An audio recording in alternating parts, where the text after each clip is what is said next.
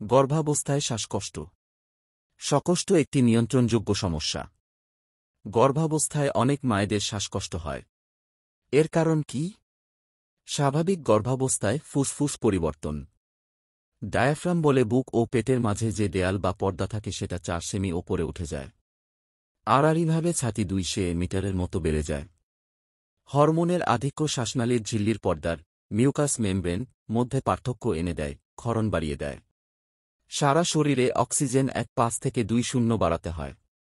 Minute ventilation প্রায় 2.0-5.0 বেড়ে যায়। এটা হয় প্রোজেস্টেরন হরমোন বেড়ে যায় বলে। গর্ভাবস্থায় রেসপিরেটরি রেট বা শ্বাস নেওয়া প্রতি মুহূর্তে কিন্তু একই থাকে। সংক্রমণ রাইনাইটিস, নাক দিয়ে পানি পড়া, সাইনোসাইটিস, ফ্যারিনজাইটিস এবং ল্যারিঙ্গোট্রেকিয়াইটিসের সংক্রমণ ঘটে এ সময়।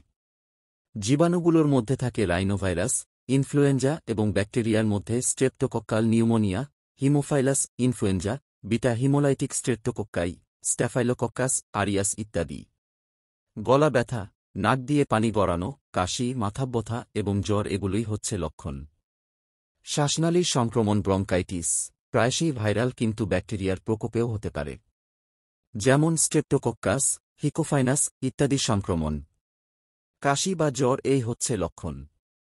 নাক দিয়ে পানি গড়ানোও থাকে।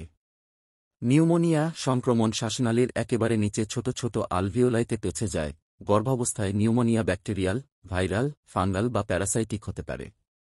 ভাইরাল নিউমোনিয়া যখন ফ্লু থেকে রোগী সেরে উঠছে তখন নিউমোনিয়ার লক্ষণ দেখা দিলে সন্দেহ হয় ভাইরাল নিউমোনিয়া বলে।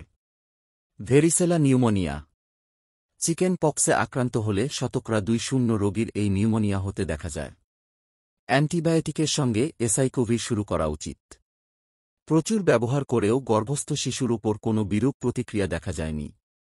প্রায় 3 থেকে 4% মহিলা গর্ভাবস্থায় কোনো পার্থক্য বুঝতে পারেন না। 3.5 থেকে 4.2% ক্ষেত্রে হাঁপানি বাড়াবাড়ির দিকে যায়।